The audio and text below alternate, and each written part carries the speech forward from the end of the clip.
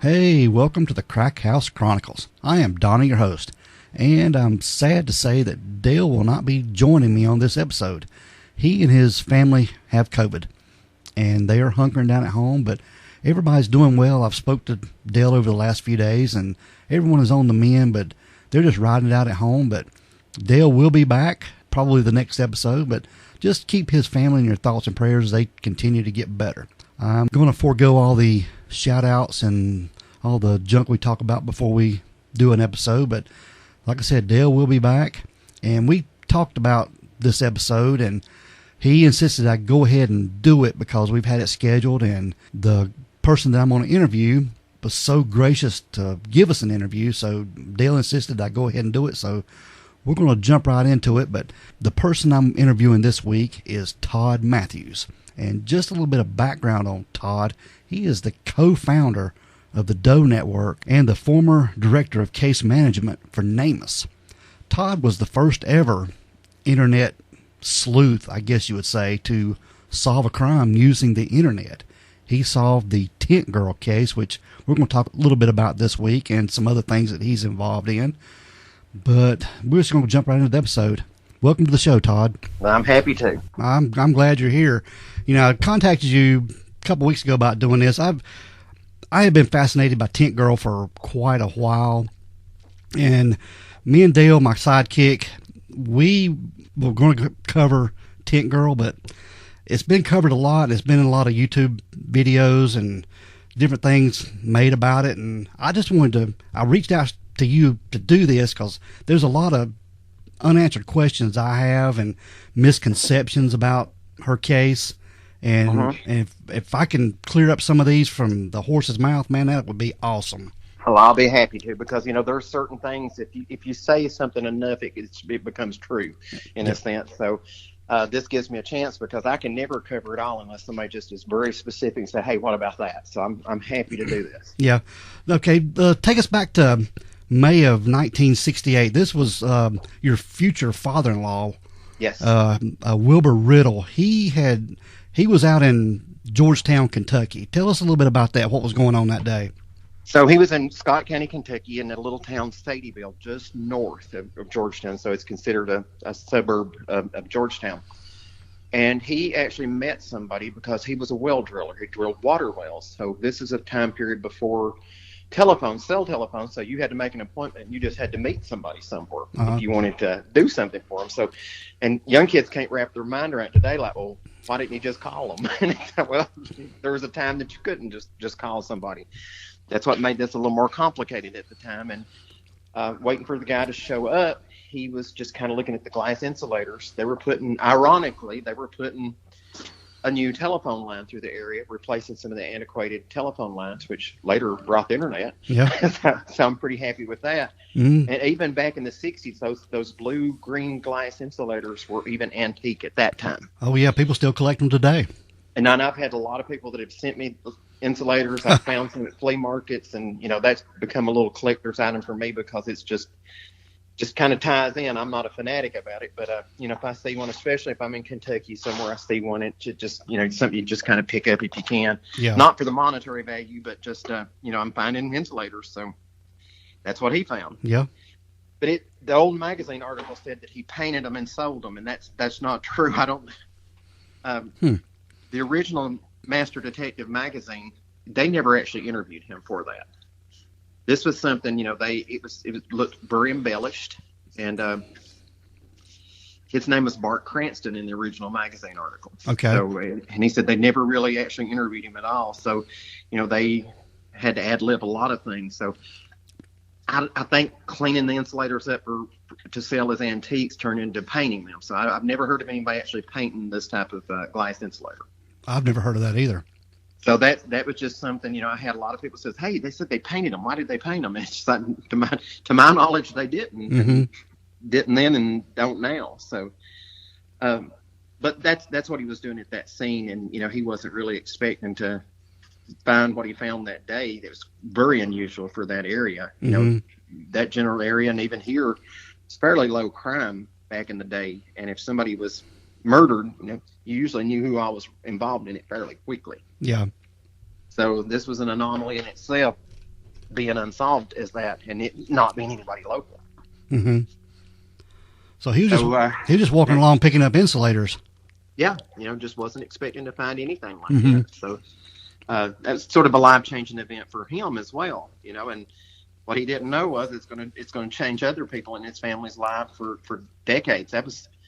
It's been 24 years now since this month that the identification of Tent Girl, and here I am 24 years later still having this telephone phone call tonight, still clearing up things and discussing the case. Yeah. So he's just walking along, and he finds a canvas, and I've heard it in different ways. That some places says it was a tarp, other places says it was a plastic tarp. So what exactly was it? What he told me, it was a canvas tarp-like material. It was a canvas tent wrappers. But of course, he didn't know at the moment that it was a tent wrapper, but it turned out it was the type of wrapper that they store large, commercial type tents in, circus tents. Mm-hmm. And that was after the fact. So at first I think it did look like a tarp to him. Yeah. And I've heard him mention it, call it a tarp. So he just thought maybe she was rolled up in that, but it was a little bit more. So it was a canvas type material, heavy duty type. And a lot of people, I think, they're just not sure about it, and they just call it a tarp. And I've heard some people call her Tarp Girl. Okay. And it's it's definitely Tent Girl. Yeah. Okay. So when this bag opened up, he saw the body. Yeah, he nudged it because it's kind of leaned up, kind of tucked in behind a tree, and curious as to what was in it. And he could tell by the way it was moving that there was something that was shifting. So it was something larger that was kind of connected. I don't think he really imagined it was very possibly a human at the time, but he found out very quickly. He cut it open with his pocket knife, and just enough to get the smell. And he knew it was something horrible. So he told the local sheriff that he found a dead girl. And, oh man! And that's how he referred to her forever. I found a dead girl one day, and Tent Girl was something that kind of got baked in by other people, as the news covered it. But they came out, and it was unusual. You could see pictures of them from the past holding handkerchiefs over their nose. And Wilbur did see the body. Now, back in that day, there was no forensic anthropologist, as Kentucky was fortunate enough to have later on with Emily Craig. A lot of times the estimations was based on what they visually saw immediately. And I did see a change from 13 to 16 to later possibly 13 to 19 years of age. And I think that was after the actual autopsy, which still didn't have a forensic anthropologist, but a pathologist. So they determined she probably was a little older. But Wilbur told me this. He saw her body, and he said that he saw that she had developed breast and that she had red fingernail polish and the fingernails had been broken off. He said, I think the person was older. And there was a baby diaper, a cloth diaper. They didn't know what it was at the time. It was just a cloth towel, that's what they called it. But it turned out to be a baby diaper. So I'm thinking possibly this girl is much older. So I kind of went with what his assessment was. He had many children. Throughout the course of his life, he had quite a bit of children. So I think he was very aware of the physical characteristics of a person. So she was just small. She was just a small person. Yeah. So I think the original sight was small person must be a child, and she wasn't. Yeah. And she did have a baby. She did have an infant. Yeah, that's something I was going to ask you too about that diaper, because they didn't think it was a diaper, or they didn't assume it was a diaper for a long time. Yeah, the FBI finally determined that it was a diaper from the Bird's Eye Diaper Company, Yeah. and they thought it was originally. And again, younger people don't remember when there was towels in a gas station that went around, rolled around. Oh yeah. They'd dry and you'd roll the same towel back around. And, yeah. That was, and I remember seeing them. You don't see them anymore, but that's when people are trying to imagine the Tent Girl and the circumstances that led up to her being unidentified. It was a totally different world. No cell phones, the cloth baby diapers, a lot of things, were different back in the day. All right. How long after when Wilbur discovered the body, how many years was it before you actually went out to the site where the body was found? So he found the body in 1968, May 17th, and I met Lori in October of 1987 here at my high school in Livingston, Tennessee. They had literally moved here. How they picked Livingston, Tennessee from northern Kentucky, unless you just do a dart at a map. It just sort of, we're just inside of Tennessee, so it's, we're in the Tennessee, Kentucky area here, and it was then that when she first mentioned it during our class, we had study hall together, and I just recently got some insight onto this too. The first day that I substitute teached, I actually, next door was the teacher that was our study hall teacher where Lori and I talked when we first actually had a conversation. And I've been wanting to ask this guy this for 34 years. I said, Mr. Smith, when we had that study hall and Lori and I met, knowing what a hardcore guy he was, I said, why were we free to do all of this during that time period? You didn't make us study, we kind of self-guided. And he said, well, I figured you guys were old enough to study if you needed to study. I didn't have any assignment. I was watching you. He said, and this was supposed to be my planning period. I just wanted to make sure you guys were alive. That's all. As long as you weren't burning the house down, kind of left you alone. If you didn't want to take the valuable time to study. So that made sense to me. The next day that I substitute teached was at a different school, and the room that I had was the actual room the study hall was in. So there's just like a series of strange events, but these all brought some revelations back to me, things I'd wondered about for years. And, I got to sit in that room as a teacher where Mr. Smith had sat and, just recollecting back on that time period and just looking back, the same ceiling, the same block walls, they're painted a different color, but it did kind of take me back to that time period. And I just felt like I could remember it better having sat there for 8 hours. Yeah. So it was just, it was interesting though, but it kind of filled in the gaps. I thought, there's no way Mr. Smith would have let us sit there and done nothing but quietly talk and play cards. And now I understand. He remembered clearly. Yeah. So how did Wilbur describe the area where Tent Girl was found? Well, it was off the road, and of course, the new highway was going in. I-75 was coming in as well, a new section of it. So it was more of a country road back in, and it still looks like a country road now when you go down, and it's probably not changed a whole lot. And if it's changed a lot, it was really rough back in the day. It's a really curvy road, and, it's just a place where you could pull over. There was lots of pullovers where if you needed to pull over and whatever, meet up with somebody, you could, and that's just really exactly what he did. And he's took me back to that place. In fact, the Tent Girl's sister and I, since the road has changed the way the lay of the land there, she and I went back, and based on what he's told us, what law enforcement has told us, we actually went back and dropped a pin to where we felt it was as close as possible to where her body was actually found. And it doesn't make it law, but it's we all agreed that this was as close to the description as we could get. And we thought it was important to do that because, eventually a lot of it's going to change, and going back to the original spot's going to be impossible. Absolutely. But, we have that pin where if it's important to some people that come after us, there's a shopping mall here now, but it's approximately this latitude and longitude is as close as you can get to it. So they estimated her to be anywhere from about 110 to 15 pounds, and like you said, 16 to 19 years old. And that evolved over a period of time, not a long period of time, but depending on what you read, if you were going by the old newspaper articles, you might have been looking at a younger time frame. And this is back in the day when things weren't digitized, so the copy you had might have been the only information that you had. And, I think people went by that. Yeah. You couldn't email a report to different people, and I think law enforcement could have been working from an older report even. So maybe everybody didn't have the same set of data. So Jane Doe could be described slightly differently.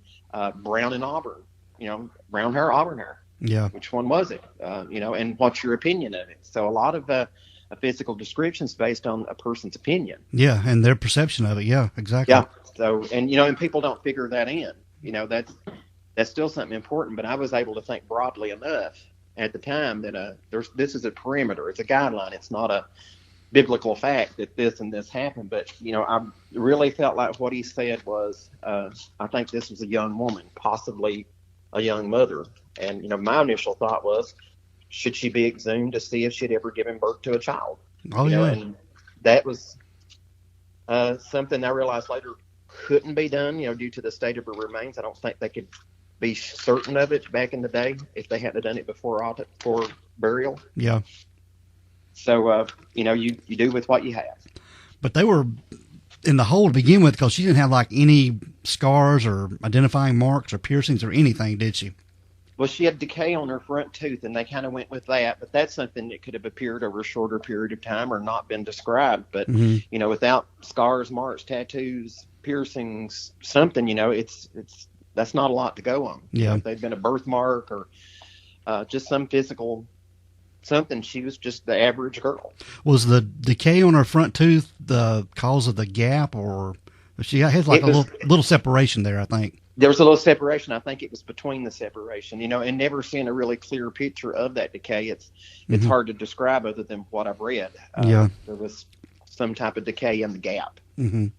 So I don't know how bad it was, but I know she smiled a lot from the pictures that I saw, and I've not been able to see anything that looked bad in any of the pictures that I've seen. She's a beautiful girl. Yeah.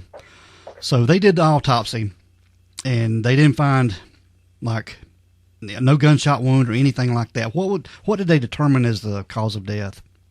Well, there was a bruise on her skull. They did notice that, and could it have caused an immediate death? We don't know. They just knows that there was some type of inflammation on the skull area. So I don't think this caused her death. I think she was alive when she was put in the bag, and whether or not it was known that she was alive, I don't know. I would hate to think that somebody thought he killed her and then decided he had to get rid of the body and then her not be dead. Yeah. So it's a lot of things. Somebody can really appear to be dead, or in the heat of the moment, in a panic, try to figure out what to do. But I do know this: her husband did stay in that general area. He was in and out. He was in Williamstown, Kentucky when he passed away. He had to have heard of the tent girl at some point during his life. So there's just no way he could have escaped knowledge of the tent girl. Yeah, and he had to have known. There wasn't no doubt about it. He had to have known. I can't see any way that he wouldn't have known. I mean, she was just like from the pictures I've seen, she was just like a girl next door. Yeah. Just no striking features or anything. Just your average girl. Yeah. It just, she was, like you said, the girl next door. She was, average, and, she's a beautiful girl, but she was just, like a lot of other girls at that period of time. There was just nothing really striking, like bleached blonde hair or anything that made her stand out in particular. Yep. So she went unidentified.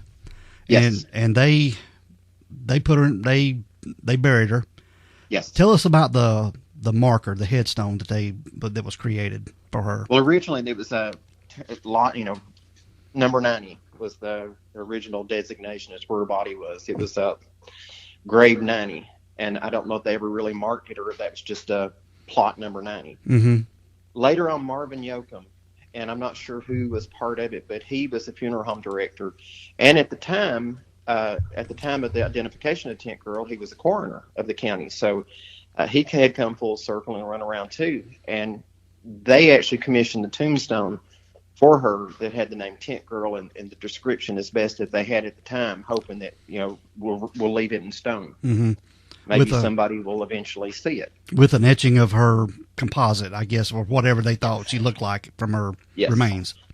It was there, so that was there for 30 years before there was any evidence found to point it toward an individual. So I guess it just remained cold for years, like you said. Well, I understood that law enforcement, up to 400 different police officers, did work on it over the years, but I think they had just the small amount of data that they had at the time. So other than the internet and, the ability to search different records in different states, I don't think I did anything extraordinary that they wouldn't have done. Yeah. But I think by 30 years later, I think a lot of them had just decided it was unsolvable. They just decided it just couldn't be solved.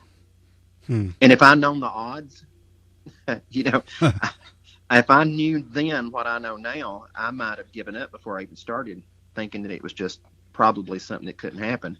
When I worked with NamUs and Doe Network, I realized the challenge and how hard you have to work to identify some of these cases with the most modern tools. She was a long shot. Yeah. I just didn't know any better. I was young and dumb enough not to know any better than to try. Yeah. Which sometimes is a benefit to people. There's things right now I think, well, that's too big a challenge. I can't do that. Um, but if I was naive enough to not know any better, you might try it. Mm-hmm. All right, let's tell us a little bit about when you found out about Tent Girl. You were dating your wife, and yes, we were in the study hall when Lori first mentioned it. It was October of 1987. We were telling ghost stories, mm-hmm. Because it was Halloween, and Lori mentioned the Tent Girl. And, maybe a way to impress me because I was usually the ringleader telling the ghost stories, and it sounded so familiar to me. I thought that just sounds familiar. And Lori looked familiar to me. When I first saw her walk in the lunchroom, I didn't know I'd have study hall with her later that day. I told my best friend, I said, that's the girl I'm going to marry. Wow. And it wasn't because, oh my God, that girl, and she was a beautiful girl, but it wasn't the striking beauty that struck me. She was one of three sisters. They were like minions, walking out of they were new girls, so you recognized immediately they were not the girls that were there because it wasn't a very big school, but we all knew each other. Yeah. So they had just transferred there, and it's just like somebody that I saw that I knew. Mm-hmm. I never have really been able to explain that, and but it was during that time period Lori told me about it, and it just became an immediate fascination. Because I had a brother and sister that passed away at a very young age. They were infants. I knew where they were. I knew what their name was, and I could read it on their headstone because we were caretakers for the cemetery where they're buried. We actually have a deed to the cemetery. It's an old family cemetery that had been there since the beginning of time. With the tombstones that go all the way back. I remember asking my grandpa how long have we been buried here, and he said we started out in the cave at the bottom of the hill. and that's a fact, So, in other words, a long time. Ever since we started keeping up with it, that's where our family was buried, and I probably would be buried there as well. But the fact of my brother and sister, I felt like at least I know. I don't like it, but at least I know where they're at. You had closure. You had closure on the whole. You had closure on them. Yeah, I did. Yeah, you're never really happy. Like, it's hard to accept a death, but you do have to accept it. Mm-hmm. And I thought they've not even had a chance to even know that she's dead. They're only half knowing. Yeah. And I never could get the mindset that her family knew where she was. They just didn't care. I thought I just can't fathom that being true. Yeah, that's always fascinated me too, because a missing person or an unidentified person, what? Yeah, there's just no way that I could imagine that. And people, that was speculation. Maybe your family just don't care for her, and it being an adult, made it easier for them to assume that it was of her own free will. Mm-hmm. And he did tell her family that she left with another man, so that was always a possibility. They thought, mm-hmm. it's not something they thought was in her characteristic, and they certainly thought she would have contacted them. But there wasn't a lot of alternatives back in the day, so they had to accept what they accepted, live on with their lives. They had children, and they didn't even meet Barbara's children until much later. When Earl Taylor was dying in 1987, he told his daughters how to find Barbara's family. And they met shortly after that, and that was in 1987. So they eventually found each other. So together, two halves of the family come together, and they were collectively trying to find Barbara. Yeah. And that was a good thing. They were starting to digitize things. They had a document called the Bobby Doc, and it was like everything they collectively knew about her. Mm-hmm. And, what happened to the children after, where they were. So at least they were straight on, here's what happened to who and when. Yeah. And that was always good. And, that was the trail I was kind of looking for. It was somebody has to say something about it. And the internet was so new back then. Mm-hmm. Another thing young people don't understand, everything wasn't on the internet back in the day. You could go and find nothing. It was just like business cards, basically, a static website with just a little bit of information and nothing, like the videos and graphics that we see today. Yeah, it was only as good as what was put on there. Oh, yeah. It's and it's just very slim amount of data. I spent years watching the internet grow after I got online. I first heard the information superhighway. I thought, hot dog, this is it. I'll find her that way. And very disappointing with the early internet. It's like, geez, it ain't here. This what I'm looking for is not here. And I was young enough not to realize it. Why would it be there? I just, again, not knowing any better, and just keep trying. So I did. I put everything I knew about the Tent Girl online. So I made her a missing persons file in reverse, sort of like be on the lookout for this person. This is all we know about Tent Girl. Everything collaterally that we know from different sources, this is what we know as a universal truth with Tent Girl. Yeah. Put that out, and I thought, okay, somebody will see it and they'll call me. I didn't. You got nothing. I got nothing. So again, I'm frustrated, and you go back to the searches, and it was a website called Crane and Hibbs, and it's what very reminiscent of what you'd see with Craigslist today. Yeah. So everything was on it. I mean, everything, anything for sale, trade, lost loves, everything. It was on that website, and it come up in a search engine function search. It popped up. I saw missing sister. So they have more than one note on that website, and they'd pinned them in a lot of different places. Just different inquiries about missing Barbara Hackmann. And I found Rosemary's first, which was her sister. That was the first one I found, and last known to be alive December 7th, 1967 in Lexington. Mm-hmm. And a description of her, and I thought that was the first time I found a missing person that I thought could be her. Yeah. And that's like a needle in a haystack, and I thought that's her, and I was sure it was her. I felt it immediately that it was her. I had no idea what was coming next. It was that the next challenge was, and then you're thinking that night, it's her. Oh, I'll meet the family. Oh, they'll dig her up. Oh, they'll change the tombstone. We'll lose our urban legend here. You thought of all the repercussions, the consequences of what you've done, and what was going to happen next. It was Pandora's box had been opened. Mm-hmm. Me thinking, now what am I going to do with it? What am I supposed to do? I talked to Rosemary, and we did decide that it was a very good possibility. The good thing is I had a Jane Doe profile online. So I can't even describe to tell you this, but I believe your sister is an urban legend in Kentucky, which would be striking. And here is what I have. So literally, I just gave her the link to the website and said, go look for yourself. It's more than I can even possibly tell you. Yeah. And, it was overwhelming. It was a lot to talk about. But I feel like if I didn't have that to show her, I'm not sure how much, it could have sounded like a horrible fairy tale. Yeah. But I had enough to make them feel very compelled that this very well could be her.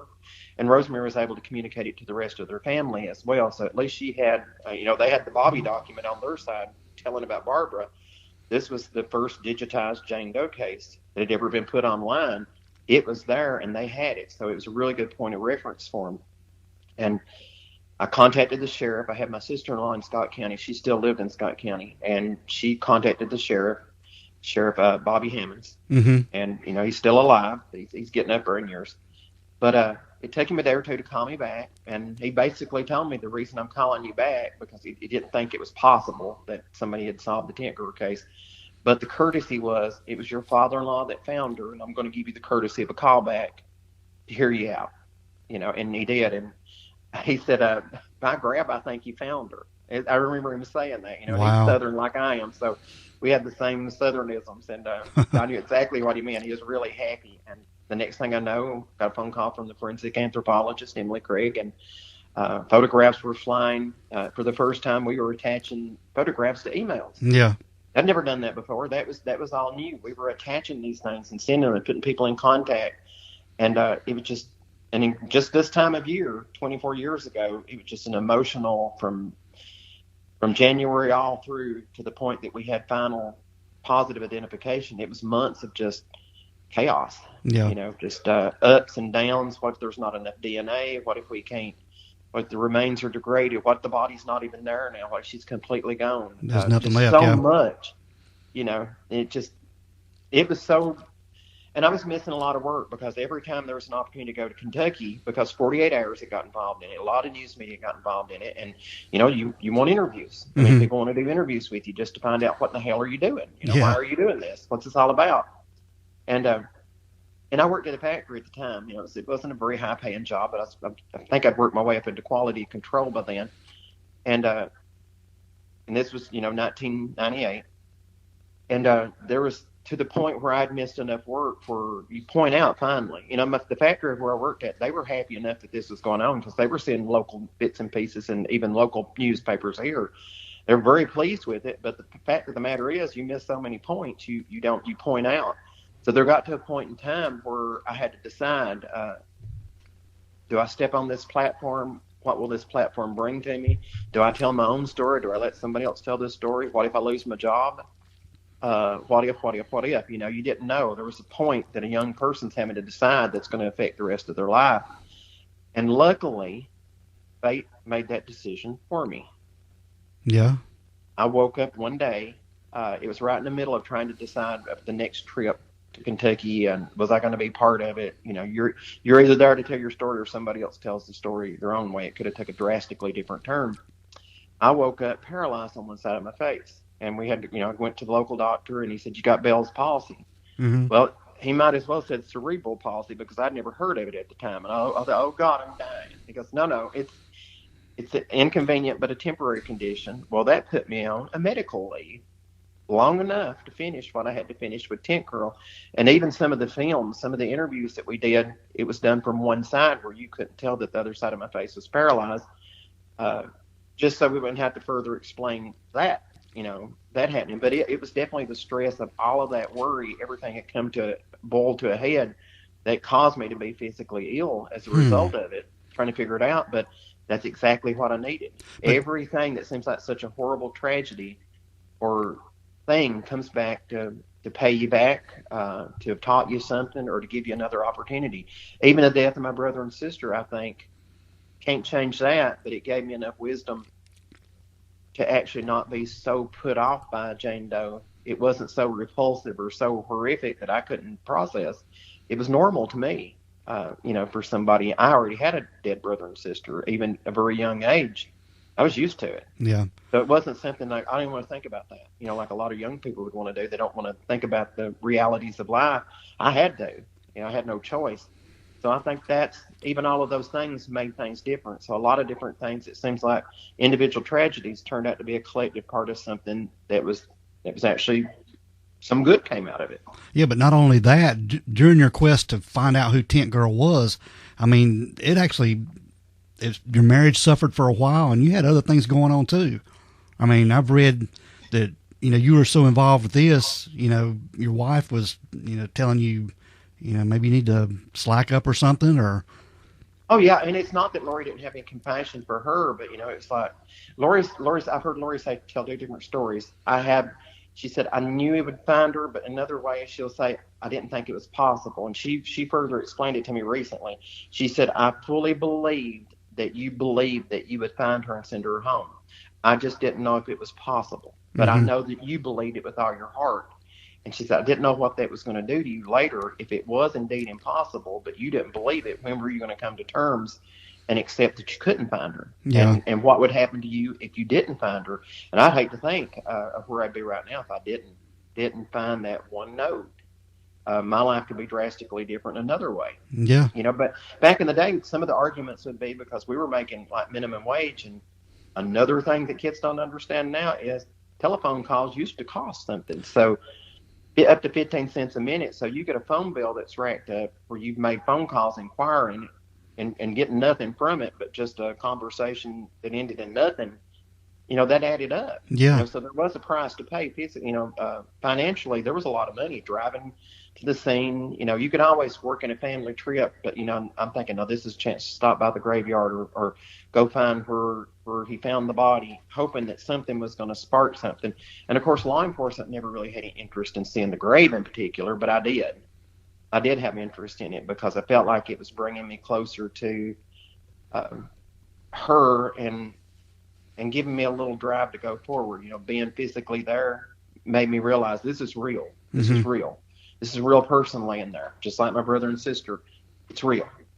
So, you know, I think that helped reinforce me to keep going forward. When you go to somebody's grave, you think, yeah, this is a real thing, you know, and if I give up on her, what will happen? Yeah. So, you know, it reinforced the fact that you needed to keep going. And I think that always helped Lori too. When we went there and she's seen how it was.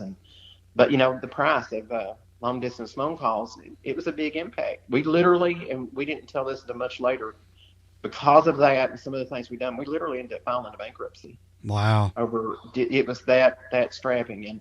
And looking back at it, that obsessive, it seems like I had success. But what if I hadn't have found her when I found her?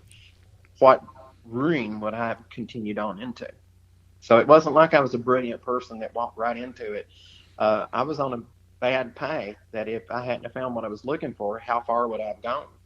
Would it have ended up in a divorce? I don't know. It could have, because you can only get so much blood out of a turnip. That's true. It's finally like, there's a point where you have to say, I would have probably had to face the giving up or ratcheting it way down or something before the end.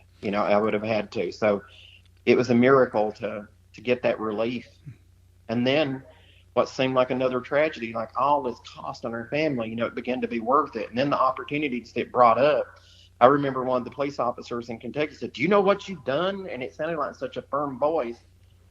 It was almost like telling you done something wrong. It said, "You changed everything." And it's like, I didn't know what he meant. I had no idea. I thought, okay, I was thinking of a single case. It became very apparent right after that because other law enforcement were calling me individually. We have a Jane Doe or we have a missing person. Can you put it on this newfangled platform called the internet? Because they didn't have websites. They didn't have email addresses for the most part, law enforcement. I didn't know this is the beginning of cyber units. This really got law enforcement's interest. So for a while, I was the go-to person, which led to the development of Doe Network, a bunch of us coming together, which I worked alone on Tent Girl, but then suddenly I realized there's other people. So Tent Girl was that flare that shone out into the night that helped us come together. When everybody realized this person did this, we all started coming together as a community then, and Doe Network was born. And law enforcement's like, hey, can you do this? Can you do this? We were the cyber unit. We was the cyber unit. This Tent Girl was the first time the internet had ever been done. Essentially, I've become the first web sleuth. Yeah, you were the first, no doubt about it. I didn't know that. That wasn't my goal. But then suddenly you have a new title that, okay, now what are you going to do with that? Yeah. And it's okay. I guess we'll see. Then there came a period of time where they were continuing to develop their cyber units, and there were online presence for law enforcement. And they began doing some of their own work instead of relying on civilian volunteers to do it. It became like, and it was a good thing because just a handful of people can't handle the mass volumes of missing and unidentified. It would have been impossible, for them to do it. So the fact that they went back, that just brought more materials to the volunteer community in a better pace. At first it was like we felt useless because now they're doing it themselves. They don't need us anymore. But then it provided more material. So everything's evolving. So every time it looks like this is the death of life as we know it, suddenly it's like, but now we can evolve and do this. What I didn't know, Tent Girl was my college. Yeah.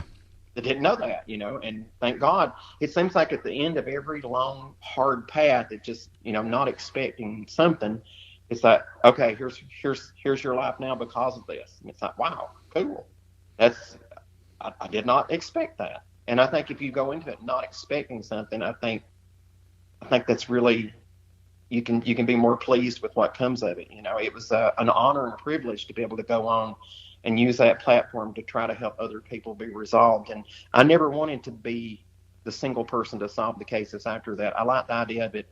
If we all work together, you gave me the case information, I put it on the internet, this one shared the link, this reporter wrote a newspaper article, and collectively we all work together to make this happen. And we did that with Tent Girl too, but we were 30 years apart. Like one of the notes in the Master Detective magazine was, we hope that one of our readers will someday come forward and identify the Tent Girl.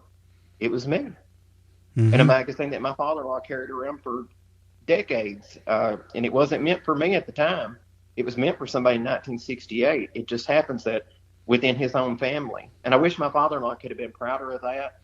I don't think he understood it. He was already getting up in years when it was happening, so I don't think he understood exactly how I conjured up the name of Tent Girl out of this box, so he never was a person that dealt with the internet or anything like that. So I think it was all so much of an anomaly to him. He didn't understand it. Yeah. But if he could have been prouder that he was one of the spokes in the wheel, he carried that story to Tennessee, which ultimately ended up with me.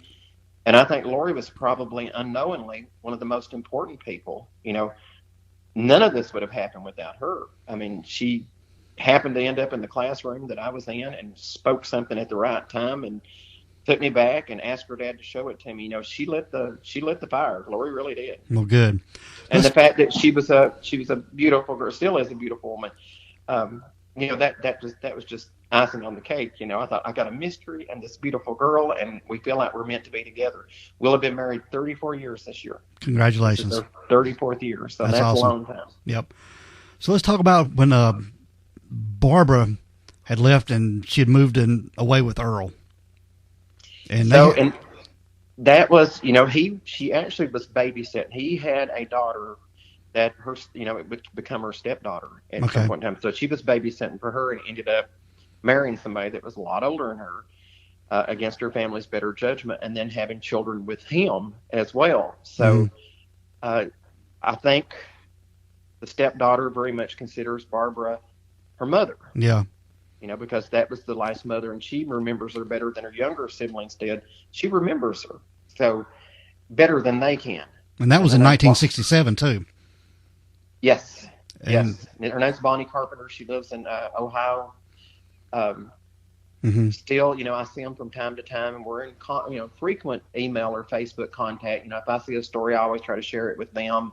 If we see something that's like, it's not really entirely accurate, you try to clear it up. And and sometimes I don't see that they get enough credit for the thing they done. It just simply wasn't just Todd Matthews solved this case. They put things out there, and they could have just as easily have found my stuff as I found their stuff. So I really feel like they were a huge, huge part of putting something out there for me to find in the first place. It's just a matter of who found who first.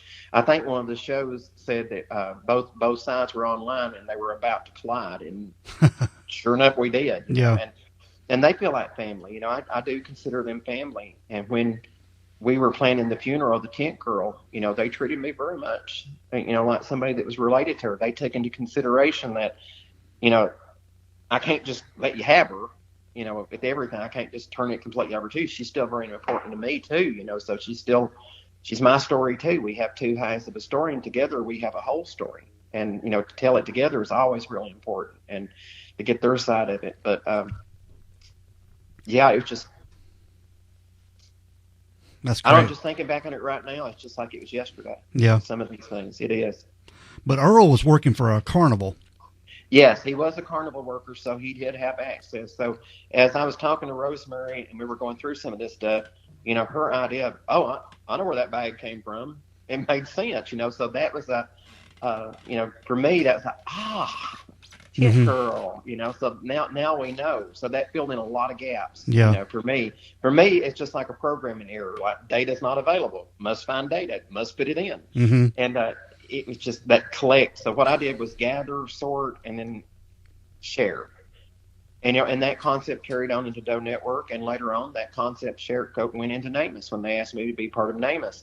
It was trying to create a common description of a person that everybody went through as, this is the one. This is the official story of this Jane Doe or John Doe. This is the one we're all going to go by.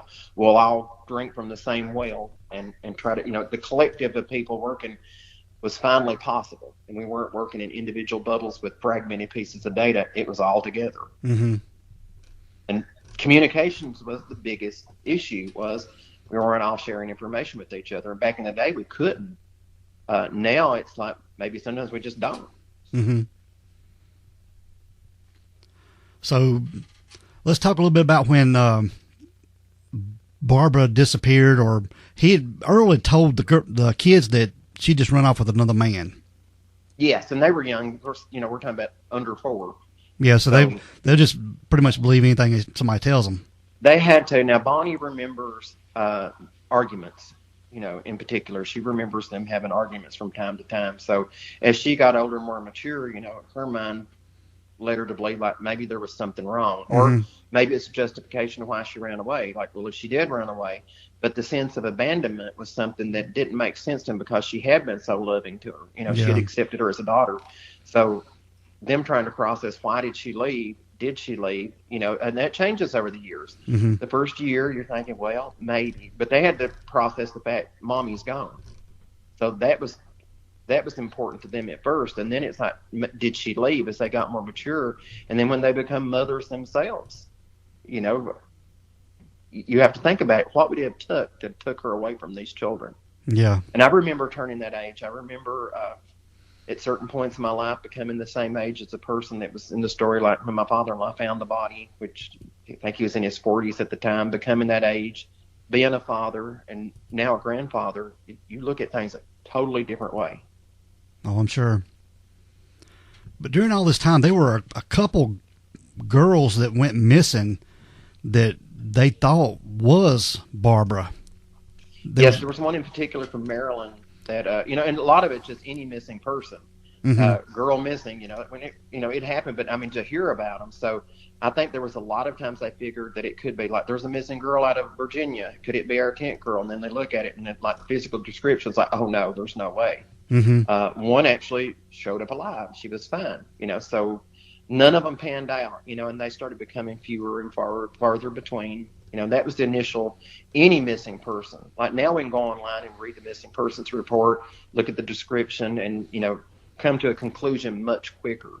Yeah. And then it was a matter of, you're going to make phone calls. Somebody may have to drive up here. Can we get photographs that we have to physically mail to somebody or carry them to them? There was a lot more physical things that are done automatically now, that are standard operating procedures now, and if you're not like my local law enforcement agency here in Livingston, Tennessee, we don't have a missing persons unit per se. We don't have a unit that deals specifically with unidentified bodies. We don't have any unidentified bodies here. There are none in this general area. There's none. Yeah. And the missing persons are usually shorter term cases that are quickly resolved. We have a couple that are ongoing. We've had a couple that's been solved in recent months when their vehicle was found that's submerged in water after 20 some odd years. And, and to know that they're missing, there's no way to find them among the unidentified dead. Even though I did try, I did look to see if they could have been. There was no way to find them among the unidentified dead if the car in which they were lost in had not been found. Yeah. So, and that makes me think of Tent Girl. I think of this, seeing these cases, like all the hours put in scouring, matching the missing to the unidentified. It was not possible to compare and find them among the dead because they were never counted among them. They were never represented as a John or Jane Doe. So I had to think of the Tent Girl with that. What if the sisters and the mother and the sisters of the Tent Girl, what if they hadn't have put something online about her? How long would I have to look? Yeah. There was no real missing persons report that I could refer back to that was online anywhere. There wouldn't have been a way to shake hands with one hand. Yeah. So there was a lot of factors that had to be in place before that could happen, and you truly begin to respect that when you step back. And I started working with NamUs and Doe Network, and you realize all of these little pieces that have to go into it to think that we got just the right amount to allow us to put all this together. That in itself was a miracle. Not our efforts so much as it was the availability of the data and the fact that it come along in just the right time. So Earl, he was the number one suspect of Barbara's murder, but he died of cancer in 87? Yes. I mean, and I don't think they even realized that he died the month and year that I met Lori, October of 1987. So it's like, when he left the story, I started into the story. So it's just like there was a transition there. So there was definitely a change in the way things were done, but not knowing of each other. We didn't know of each other. And him giving the girls enough information, he knew he was on his way out.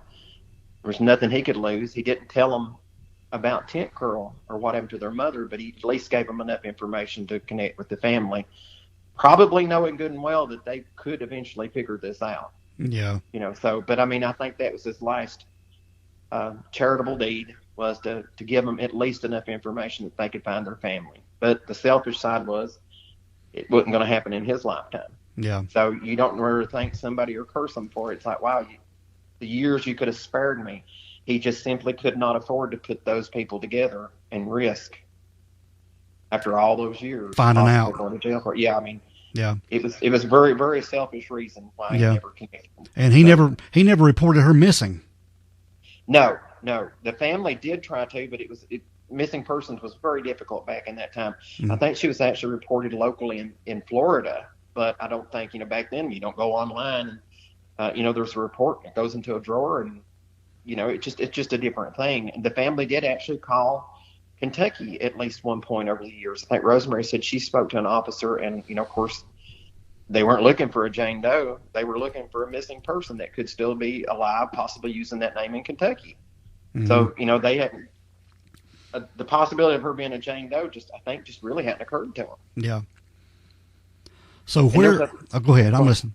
Oh, that's all right. Just go ahead. There's just a little bit of a lag, so I don't want to cut you off. Yeah. So tell us where Barbara is buried now, and tell us what they did to her headstone and changed her name and all that stuff.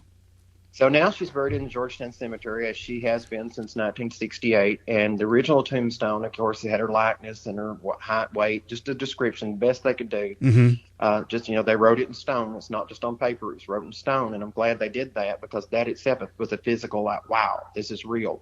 If I hadn't seen a grave, I don't know how real it would have been to me. Yeah. That really helped me a lot. So after she was identified, that stone had already become such an iconic part of that community. Just like, it can't just be tossed aside. And the family ultimately decided to bury her back there, because she was collectively close to all of the family members. Some were in different states, and she was, where would we move her to in particular? So they decided to leave her there, which made me feel better too, because that was normal for me too. So I was glad I didn't have to lose her. And I think it was good for the community had taken such good care of her and showed her such great respect. It was like, you know what? She's been here for 30 years. She can stay here, because she can't be among anybody else that would love her anymore and have done any more for her. They added a section to the tombstone with her name, her real name. And it's just a section. It's just in between the top and bottom of the original stone, and to see that, to me, that's a physical embodiment of that whole thing. That stone represents everything that we went through to put that stone in there. That is a signification of closure right there. It is to me. That's like a big giant award. You see that there. That's like your Golden Globe right there. You can see it, and you see a physical representation of the effort. And it's not just in your imagination. You put the two people together in your mind. They physically did it with stone, and it just makes sense. And they didn't erase the fact that she was once known as Tent Girl. It's just they just added to the story. Yeah, I love it that they did it that way, and it was just so important to go and see that. It's still inspirational for other people that have a missing person to go see that. We always said it's never ever too late. Yeah. Never give up. Because you never know. And I look at it like this: if we can't solve a case right now, there's a lot of cases like I'm not going to try to solve everything. Lori asked me one time, "You want to save the world?" And I thought, yeah, I would love to. I'd love to save this world. But you realize that you're not going to be around long enough to see closure in all these cases. The other body that was buried in Scott County from 1921 was a boy that was struck by the train, and he was called Some Mother's Son. And I saw his grave there too. Mm-hmm. The first time I saw his grave, I was 17. I helped rebury him next to his mother at 47. That was a 30-year journey. So, in a human lifetime, how many tent girls can you have and go through that entire process? So for me, helping develop things like Doe Network and NamUs was important, because let's put everything we have here and hope to God that somebody else will take this time capsule and take it where it needs to be. So being part of the process, if not the ultimate solution, is enough. You have to find a way. Am I happy with this? Did I do all I can do? And it's yes. With the technology you have today, you did everything you possibly could have done, not knowing the rest of the circumstances. You archived it, you documented it, and you put it online, and you shared it with the world. And today, Todd, you've laid the groundwork for future generations to carry on this work later down the road. And and again, I didn't know it at the time. It was I was trying to take care of something that was personal to me. Mm-hmm. And then understanding the way that I understood my brother and sister who had passed away, and giving her back to her family, knowing the greater good it would have done just did not occur to me at the time. That's something I had to realize later. And then when you look back and realize it, it's like, okay, I guess I got to own this now. You're considered an architect of a certain thing. Now it's just like, okay, you better put on your big boy britches, because this is who you are now. This mm-hmm. is what people expect of you. I couldn't just be an uneducated redneck that just did whatever I wanted to, deer hunted and bowled and, just led a normal life. It's just like, okay, this is, you made yourself this. Yeah. You got to own it. This is what you have to be. And, not that I didn't want to be, but it's like, how do I be? And can I live up to the expectation other people have for me? Because a lot of people say, well, this is brilliant. It's not, no, it wasn't brilliant. It was common sense, try to do the right thing, and having compassion for people, and timing, and the absolute timing. A lot of things come together in time, but, people had an expectation like, I can fix this. And then it's just like, I have to figure out a way to fix it. Yeah. Because people think highly of you. It's just like, well, I've got to go to a higher standard. This is what people expect. And I never want people to have one idea of who you are, and then they meet you and they're very disappointed. So you have to kind of live up to what life is giving you. So keeps you out of prison, I guess. So. I guess so. So Todd, tell us, what are you up to now? What projects are you working on and trying to solve? So, well, now my time is coming on with NamUs. I served a little over 10 years as Director of Communication and Case Management. Now I am more of a freelance person, and I have just as many calls as the former Director of Case Management Communication. It's just kind of like you see somebody that was the former director of such and such on CNN or Fox News, and now they're a commentator on it. I feel like I'm a commentator as somebody that sat in that role for a long time. So I continue that. I get calls or emails daily to give a comment on a specific case in a certain area. Just any type of anecdotal comment that you can make. Is this case unusual in your experience? No, it's not unusual. Hopefully you're giving it enough of something to help people focus on it really well. Mm-hmm. And when I left NamUs, I did get a call from Morgan Freeman's production company, Revelations Entertainment. Of course, this is right about the time COVID was hitting and everything was restricted. And I've had a number of, a dime a dozen producers that have contacted me over the years, like, this should be on television. I've done a number of documentaries. One we won an Emmy for, and that was The Dead Unknown, and it's on Amazon Prime, and you can see that. It was meant to be just a news piece, and it turned into a 4-part documentary series that was, and again, when we were doing it, I didn't know it was going to be a documentary series, but that led us to the possibility of television, and Morgan Freeman was probably the biggest fish that approached me, somebody that could actually get it done. This is not, let's just pitch something, see if it sticks. This is somebody that had approached me with their production company. Let's make this happen. COVID, of course, did hurt things, and ultimately we've landed on a podcast. And we did the pitches to the different podcast platforms, and iHeartRadio did say we want to develop a show with Todd and with Revelations Entertainment. Mm-hmm. And I think we're getting really close to actually begin production on that. I'm not even sure what we're going to name it. The nickname now is the Toddcast. So. Very cool. That's just what they call it right now, but it will have a specific name at some point. And one of my requests is if it's Morgan Freeman's company, I'd like for him to do the intro. Oh yeah, you can't get any better than that. No, I mean his voice alone is going to be something that's going to get people's attention. So if you're going to be introduced, I'd like to be introduced by Morgan Freeman. And I think we can do a lot of good things, because now is the time that I feel like at 51, I feel like it's time to start telling some of these stories. Because you're getting to a different stage of life. I'm not ready to check out or anything, but now that I have grandchildren, like your priorities change. It's like, well, I better start telling these stories, or they may never be told. Some of the cases that I've worked on with NamUs and, that were done kind of behind the scenes, never really had a chance to fully describe. Well, here's what kind of happened. There was a news article or a press release that went out and said this was solved using this technology. But, okay, but here is the rest of the story, because I still think there's stories that can be told that will inspire people. And it's things I could do that I couldn't do really while I worked for the Department of Justice. It wouldn't have really been appropriate to, people usually write the book when they leave their government office. They kind of do that. So I feel like if I'm smart, that's what I'll do. It's time for me to proverbially write the book and start telling these stories of, here's how these things come together. And I'm looking forward to starting the podcast. It has been delayed tragically long because of COVID, and which has been very disappointing, but it gave me time to grow into the idea of it. In the meantime, I've been teaching school. I've been working as a substitute teacher for so many years. I would end up being a person that would go give a forensic lecture at school, or on career day, I would go tell them about all the ologies, because forensic science was an important, a big goal for a lot of kids nowadays.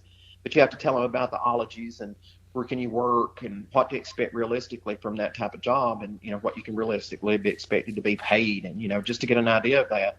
Well, when COVID came along, it made it impossible for outside speakers to come in. Mm-hmm. So as I become a substitute teacher, very comfortable in the classroom. There's times that I'm a substitute teacher because now you can actually get paid for it, and I can go into the schools because I am part of the county school system. So I can go in and be the forensic lecturer if they want. And sometimes it's just as simple as I've done this week. I helped a kindergarten class get through the week, and everybody went home alive. That's awesome. So, and I love to do that, and that keeps it current too. It keeps you seeing people. It keeps you focused on, why we want to do good things. So, and the kids at the end of the day, somebody gives you a hug and thanks you for being there with them, and they grow on you. They really do. Mm-hmm. That's a lot of the pay right there. It comes out in maybe you made a difference in that kid's life. Whether you told them the forensic side of thing or you just listened to them. So it's a good balancing thing. And besides, all of these kids K through 12, hopefully one day they'll be listening to my podcast as well. So, the high schoolers have been hearing me on podcasts like yours. They'll come in and say, hey, I heard you on a podcast last night, or they were talking about you on my favorite podcast. And that's just great to hear. And lately I have started, I did Who Killed Jane Doe. Mm-hmm. And there was a couple that played me and Lori when we were younger. So two actors, actor and actress came in and they were us. And I thought that looked really interesting. So I have been guest appearing on some shows because they film a lot of them in Knoxville or Nashville, very close by, like Snapped, Storm of Suspicion, Exhumed. So I've actually been on some of these shows as an actor. And I think people are surprised. Like, I was watching Exhumed, and you were the murderer in that. And it's sort of like little cameo appearances. They know you for one thing, and then suddenly they see you on another crime show. Yeah. And it's been pretty cool. And there's a film coming up called Mothman 2022, and I'm going to play a cryptozoologist. And that's this year in that film. It's not a big budget film. It's something, but they really do. I'll send you the trailer for it so you can get an idea. But it revolves around a missing person case around the time period of the Mothman. And, the fact that it was a missing persons case that was being the central focus of that particular movie, that's what drew my interest, because I'm going to try to stay in the genre that I'm part of already. Yeah. It's missing, unidentified. So anytime I can loop into some of these things, if it'll help glue things together, or you get a chance to get people interested. And I've been working on state law that requires the use of NamUs in several states. Several states have actually passed a state law that in a certain period of time, if you're missing an unidentified, you must go into the NamUs database because it's voluntary. Yeah. And this past year, we passed a resolution in Tennessee to kind of boost that state law by compelling medical care providers like dentists and somebody that might do a knee replacement, orthopedics, that if they have a missing patient, it is okay for you to step forward and say, hey, guys, I have the dental records for Joe Smith if you need them. And that might actually get them into a database a lot quicker, because we don't always know where to find these records. We don't necessarily know that you had a knee replacement. So it's something to kind of compel the community to meet law enforcement halfway. And I think it will ensure, because sometimes law enforcement don't always ask for these records. Not that they don't know where to ask them, but maybe they don't ask for them thinking that we'll get them when the time comes. But you have to think they could be purged by then. They're not there for your pleasure, or for identification. They're there for a dental treatment. And if you don't ask for them, the provider might not know you need them. Exactly. So this was, and I'll send you a interesting. copy of that too, if you can link it anywhere that other states. I'm not saying it's necessary to pass that state law in all 50 states, but at least if they all look at it and realize why we have state law in some states, maybe some of the SOPs will change. Maybe we'll look at it a little differently if people are just aware of it. Because I remember when we was passing it in Tennessee, some of the lawmakers that I had to talk to, lobby for a better word, it was, I didn't realize, I had no idea that it was that bad. So them knowing that going in just makes them aware of it in a lot of different decisions that they make. And that's just important. Whether they were out of state law, at least they have some concept of the problem. And I think that's a long way. Knowing is half the battle. Yeah, send me all the links you want to put on I'll put them in our show notes so people can have access to them. And I encourage people, I don't want to overwhelm the NamUs database by having 50 states pass state laws. If the state's already doing a good job, but maybe just that conversation with some of your lawmakers or law enforcement, they may be inspired to do something profound without having to have a state law that makes them do it.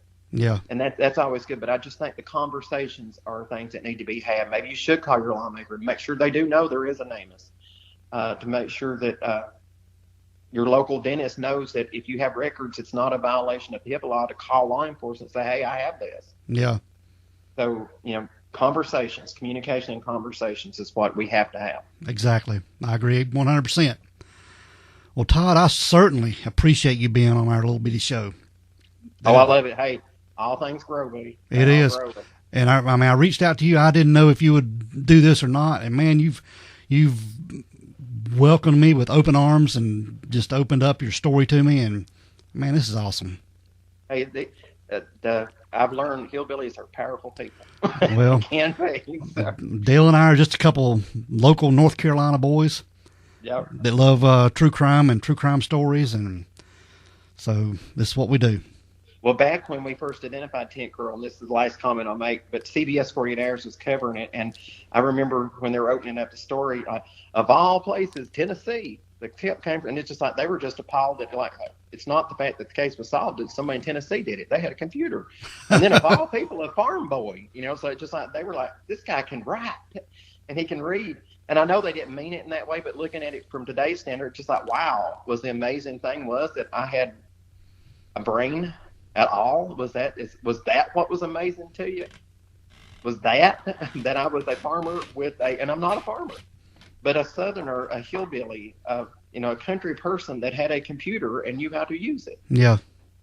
So you never underestimate the country boy. So exactly. That's why, and you guys are doing a great thing. And I think you have an audience that might be very unique to some of the bigger platforms. So you're going to get somebody that maybe it might be just the right person to hear it. So I appreciate it. Well, thank you, Todd.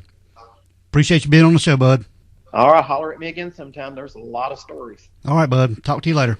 All right. Have a good day, man. Thank you. Yeah, once again, I want to thank Todd Matthews for being on the show, taking time out of his busy schedule to give us an interview and talk about what he does and Tent Girl. I want to remind everybody, too, again, to keep Dale and his family in your thoughts and prayers as they get through COVID. And with all that being said, we're going to get out of here. I want everyone to be safe, be careful, and always be aware of your surroundings. Because as Dale says, the next episode could be about you. This is the Crack House Chronicles.